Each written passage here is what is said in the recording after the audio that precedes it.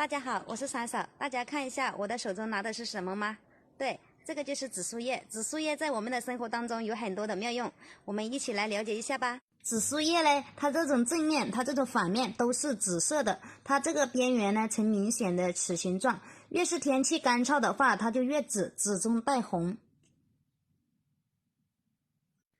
紫苏叶呢，它是一种药食两用的一种植物，浑身都是宝。除了我们日常做鱼虾之类的菜少不了它以外，紫苏叶还可以做一道非常美味的小菜吃。紫苏叶有着清热解毒、引致真菌生长、升血糖、理血、促进肠蠕动、镇静安眠等功效。它还可以用于支气管炎、慢性支气管炎等病症的治疗。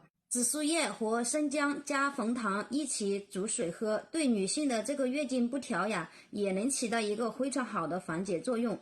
紫苏叶含有挥发成分，所以不宜长时间煎煮，煎煮的时间应该控制在10分钟以内。紫苏叶泡水喝对于身体的好处有很多，同时我们也需要掌握紫苏叶的食用和禁止，扬长避短，这样才是正确的养生之道哦。